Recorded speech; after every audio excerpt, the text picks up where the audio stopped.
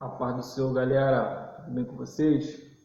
Bom, estamos aí em mais uma lição da nossa Escola Bíblica Dominical, revista Jovens Conectar Mais. Bom, chegamos na lição de número 4, que fala sobre a promessa do Espírito Santo. Nosso texto de referência está em João, capítulo 14, versículo 16 ao versículo 26. Então, quero te convidar aí a abrir a sua Bíblia, pega a sua revista, separa um lugar aí mais calmo, mais tranquilo, para a gente poder estudar um pouco a palavra de Deus. Abra aí, por favor, João capítulo 14, a partir do versículo 16, que diz assim: Eu rogarei ao Pai, e ele vos dará outro Consolador, para que fique convosco para sempre. O Espírito da verdade que o mundo não pode receber, porque não o vê, nem o conhece, mas vós o conheceis, porque habita convosco e estará em vós. Palavras de Jesus. Não vos deixarei órfãos, voltarei para vós. Ainda um pouco e o mundo não me verá mais, mas vós me vereis, porque eu vivo e vós vivereis. Naquele dia conhecereis que estou em meu Pai, e vós em mim, e eu em vós. Aquele que tem meus mandamentos e os guarda, esse é o que me ama. E aquele que me ama será amado de meu Pai, e eu o amarei e me manifestarei a ele. Disse-lhe Judas, não Iscariote: Senhor, de onde vem que te hás de manifestar a nós, e não ao mundo? Jesus respondeu e disse-lhe: Se alguém me ama, guardará minha palavra, e meu Pai o amará, e viremos para ele, e faremos nele morada. Quem não me ama, não guardará as minhas palavras. Ora, a palavra que ouviste não é minha, mas do Pai que me enviou. Tenho-vos dito isto, estando convosco. Agora o versículo 26, que também é o nosso versículo do dia. Mas aquele Consolador, o Espírito Santo, que o Pai enviará em meu nome, esse vos ensinará todas as coisas e vos fará lembrar de tudo quanto vos tenho dito. Palavras do nosso Senhor e Salvador Jesus Cristo. Bom, nós temos aqui, dentro dessa lição, a promessa do Espírito Santo. Nós temos 3 objetivos e iremos nos ater a esses 3 objetivos. O primeiro é entender quem é o Espírito Santo. O segundo objetivo, compreender qual a função do Espírito Santo. E o terceiro é identificar quando essa promessa se cumprir. Mas, vamos lá. Primeiro objetivo, entender quem é o Espírito Santo. Eu gostaria que vocês comentassem, se possível, no ponto de vista de vocês, afinal de contas, quem é o Espírito Santo? O que o Espírito Santo ele representa para você?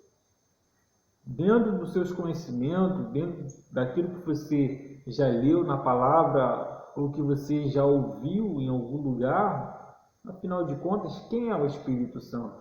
A Bíblia nos fala muitas coisas a respeito do Espírito Santo de Deus. Se a gente for aqui parar para falar quem é o Espírito Santo e fazer um estudo minucioso sobre o Espírito Santo, nós vamos aí ter muitos dias de estudo, muitos vídeos para fazer. Mas dentro do que a Bíblia nos fala, nós podemos pegar algumas coisas, como por exemplo, o Espírito Santo ele é a terceira pessoa da Trindade. Nós, servos de Deus, nós cremos na Trindade. A Trindade que faz parte o Pai, o Deus Criador, o Filho e o Espírito Santo. Então, nós entendemos que o Espírito Santo ele faz parte da Trindade. Ele é a terceira pessoa da Trindade. No livro de Mateus, no capítulo 16, eu gostaria de pedir a vocês que abram aí comigo, Mateus, capítulo 16, capítulo 3, versículo 16 e versículo 17, nós temos ali falando sobre o batismo de Jesus. Diz assim: e Jesus, sendo batizado, saiu logo da água, e eis que se lhe abriram os céus, e viu o Espírito de Deus descendo como pomba e vindo sobre ele. E eis que uma voz dos céus dizia: este é o meu Filho amado, em quem me comprazo. Este aqui é um dos principais versículos da Bíblia que comprova o Espírito Santo como a terceira pessoa da Trindade. Por quê? Porque aqui dentro desse texto nós encontramos as três pessoas reunidas. A primeira pessoa, Jesus, que é o que está sendo batizado. Nós encontramos a pessoa do Espírito Santo, aí no versículo 16, em forma de pomba. E nós encontramos o Deus Pai, o Deus Criador, com a sua voz dizendo: este é o meu Filho amado, em quem me comprazo. Então, quem é o Espírito Santo? O Espírito Santo, primeiro, ele é a terceira pessoa da Trindade. Tem um versículo muito interessante dentro disso, está lá em primeira carta de João, capítulo 5, versículo 7, que diz assim: porque três são os que testificam no céu: o Pai, o Filho e o Espírito Santo. E estes três são um. Olha só que interessante. São três que testificam no céu: o Pai, o Filho e o Espírito Santo. E esses três são um. Ou seja, o Espírito Santo, primeiro, faz parte da Trindade. É algo assim, um pouco difícil de se explicar, mas é o que a Bíblia nos ensina. Além disso, o Espírito Santo, ele é Deus. O Espírito Santo, ele é um ser divino. Ele não é qualquer uma pessoa. Ele tem a sua divindade. Lá no livro de Mateus, no capítulo 28, versículo 19, diz assim, Jesus disse o seguinte: ide, ensinai todas as nações, batizando-os em nome do Pai, do Filho e do Espírito Santo. Olha só, Jesus disse isso, em nome do Pai, batizando em nome do Pai, do Filho e de quem? E do Espírito Santo. Jesus, ele não ia mandar as pessoas serem batizadas em nome de qualquer pessoa que não seja um ser divino. Ou seja, Cristo, ele não iria mandar uma pessoa ser batizada no nome de Luiz Carlos ou no seu nome, porque nós não somos divinos. Mas ele mandou ser batizado em nome do Pai, do Filho, Jesus, e do Espírito Santo de Deus. Comprovando que o Espírito Santo, ele é um ser divino. Que o Espírito Santo, ele é Deus. Ainda dentro disso, lá em João capítulo 14, versículo 16, onde nós lemos aqui, que diz que o próprio Jesus diz o seguinte: eu rogarei ao Pai e ele vos dará outro Consolador. Olha só a expressão que Cristo usa. Outro. Se Jesus diz outro, é porque já existia um, que era ele próprio, o próprio Jesus. Ele diz que enviará outro Consolador. Ou seja, demonstrando que o próprio Jesus e o próprio Espírito Santo, eles são seres divinos. Então, o Espírito Santo, ele é Deus. Quem é o Espírito Santo? Terceira pessoa da Trindade. O Espírito Santo, ele é Deus. Além disso, o Espírito Santo, ele não é uma energia, como muitos dizem por aí. Ele não é meramente uma força. Ele é uma pessoa. Ele tem sentimentos.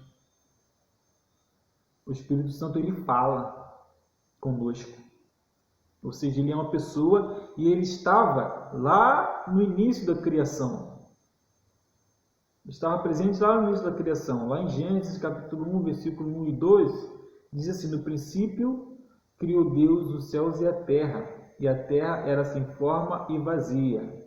E havia trevas sobre a face do abismo. Vamos ler, para nós não errarmos aqui. Gênesis capítulo 1. Olha só que interessante. O Espírito Santo, ele estava presente lá na criação. Versículo 1, versículo 2. No princípio criou Deus os céus e a terra era sem forma e vazia, e havia trevas sobre a face do abismo, e o Espírito de Deus se movia sobre a face das águas. Então, o Espírito Santo, ele é uma pessoa, ele tem sentimentos, ele fala, ele ouve, e ele estava presente lá na criação. Então, quem é o Espírito Santo? O Espírito Santo é a terceira pessoa da Trindade. O Espírito Santo é um ser divino, ele é Deus. Ele é uma pessoa e estava presente lá na criação, desde sempre. Tá? Esse é o primeiro objetivo da lição, entender quem é o Espírito Santo. Não vá por essas heresias aí que a gente ouve muito falar, que o Espírito Santo ele é um ser meramente uma força, meramente uma energia, etc. Não, ele é uma pessoa, ele é um ser divino, ele faz parte da Trindade. E o segundo objetivo da lição é compreender qual a função do Espírito Santo. Bom, o Espírito Santo, ele habita em nós.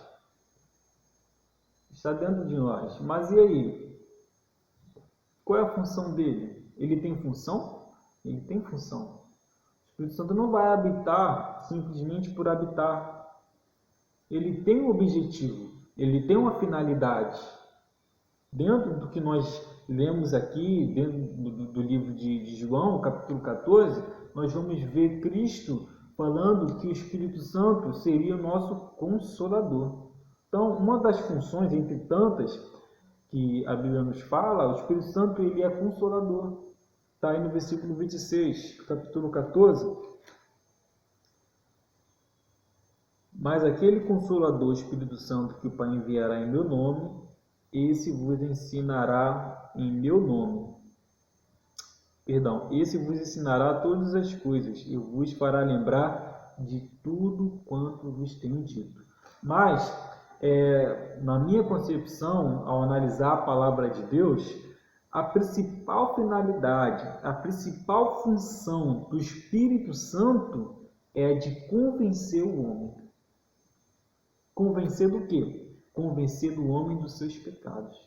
Está aí no versículo João capítulo 16, a partir do versículo 7, versículo 7 e versículo 8. Todavia digo-vos a verdade, que vos convém que eu vá, porque se eu não for, o Consolador não virá a vós, mas se eu for, enviá-los-ei. Versículo 8 diz: e quando ele vier, convencerá o mundo do pecado, da justiça e do juízo. A principal função do Espírito Santo é convencer o homem. Convencer o homem que ele é pecador. Convencer o homem que ele precisa se arrepender dos seus pecados. Não é a minha finalidade, não é a minha função, não é a sua função, não é a função da igreja querer convencer o homem. Essa é a função do Espírito Santo. A responsabilidade da igreja é apenas de proclamar o Evangelho, mais nada, ensinar. Jesus disse: ide, ensinai todas as nações. Mas agora, o convencimento, convencer, é a função do Espírito Santo. Quando a igreja toma esse lugar, que é do Espírito Santo, a igreja apenas atrapalha com seus argumentos, porque a igreja tem seus argumentos, a igreja tem suas ideias, e muitas das ideias diferentes, infelizmente. Muitos líderes têm, às vezes, pensamentos diferentes, e isso acaba atrapalhando. E por esse fato dos homens da igreja, dos nossos líderes terem pensamentos diferentes, eles não podem querer convencer o pecador. porque em vez de convencer, a gente muitas vezes acaba afastando as pessoas. A igreja é uma igreja que acolhe, mas quando nós tomamos a função do Espírito Santo, queremos convencer a pessoa de que ele está errado, a gente acaba, na verdade, afastando essas pessoas. Só o Espírito Santo tem essa capacidade, só o Espírito Santo tem esse poder de convencer o homem de que ele é pecador, de que ele precisa se arrepender. Só o Espírito Santo. Então, não tomem essa função, não tomem essa responsabilidade para si. Apenas faz o teu trabalho. Qual é o seu trabalho? Falar de Jesus. Falar de Jesus e mais nada. Além disso, uma outra função do Espírito Santo é de guiar o homem em toda a verdade. Aí no capítulo 16, versículo 13, diz assim: mas quando vier aquele Espírito da verdade, ele vos guiará em toda a verdade, porque não falará de si mesmo, mas dirá tudo o que tiver ouvido e vos anunciará o que há de vir. Então, o Espírito Santo, ele te guia em todas as verdades. Ele te mostra os caminhos. Olha, esse caminho aqui, esse caminho aqui. Aquele caminho ali não. Esse caminho aqui é o caminho que vai te levar para o céu. Esse caminho aqui é o caminho verdadeiro. Quantas vezes nós já não passamos por isso? Da gente estar ali indeciso e vem algo dentro de nós e fala, está errado. É o Espírito Santo trabalhando na sua vida. Irmãos, quando isso acontecer, quando você estiver indeciso em cometer um erro ou não, e você achar que aquilo é errado, e aquela batalha dentro de si, entenda, é o Espírito Santo querendo falar com você. Então, se o Espírito Santo está querendo falar com você, é óbvio que se você tomar aquela atitude, você está errando. Olha só, nós precisamos ser gratos a Deus por Ele ter mandado o Espírito Santo. Se não fosse o Espírito Santo em nossas vidas, nós certamente estaríamos no erro.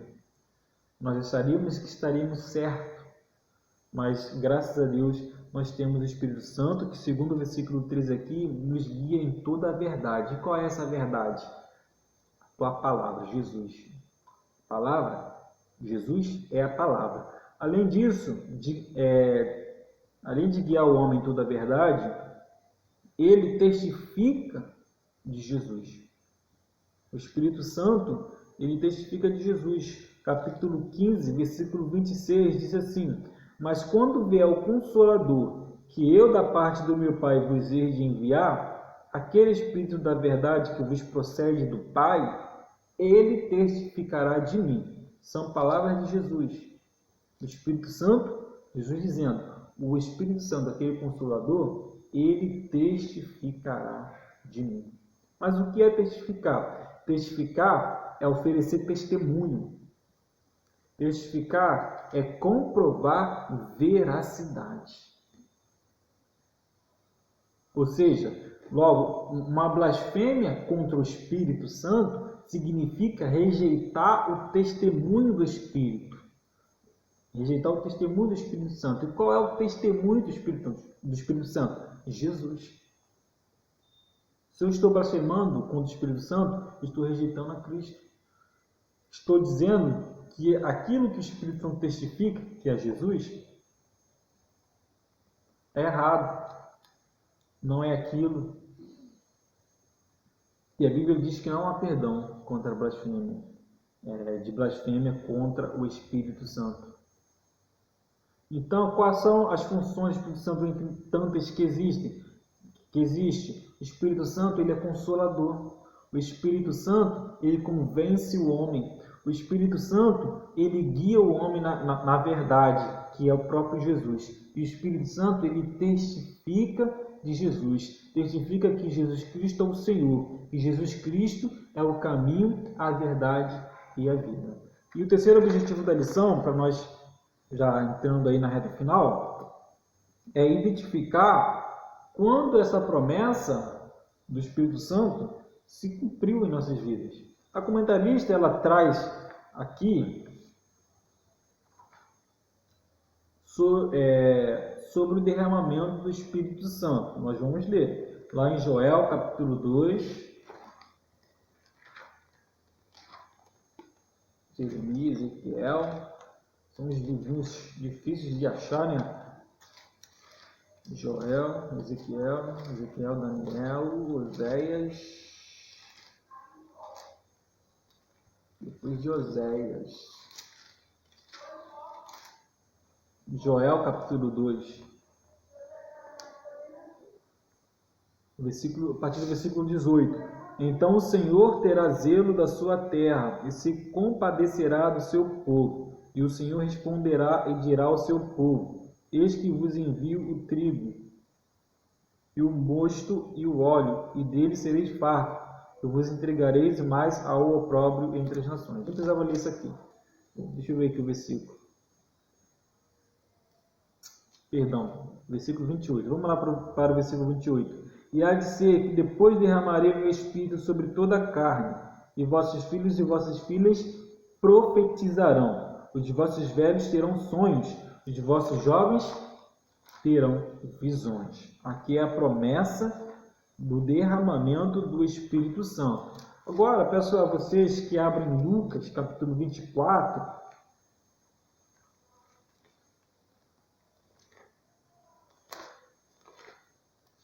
versículo 49. Olha só o que Jesus disse: Eis que sobre vós envio a promessa de meu Pai. Ficai, porém, na cidade de Jerusalém, até que do alto sejais revestidos de poder. Vamos ver o cumprimento. Atos, capítulo 2.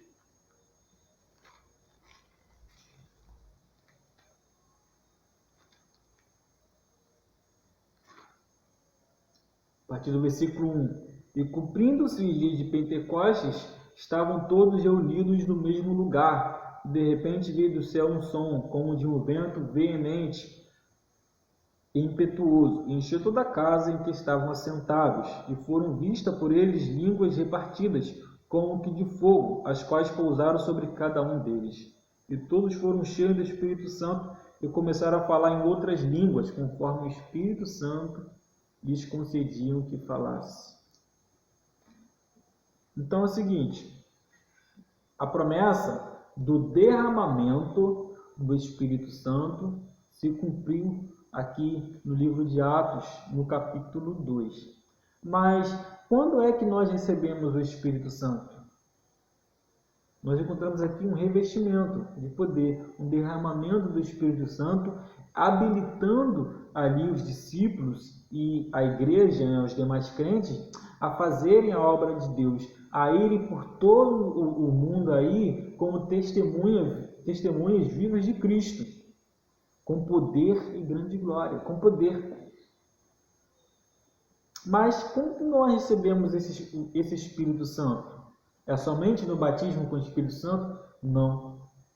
No consentimento, você recebe o Espírito Santo de Deus na sua vida a partir do momento que você crê em Cristo. A partir do momento que o Espírito Santo ele consegue te convencer que você é o pecador e que você precisa de arrependimento, e você se arrepende.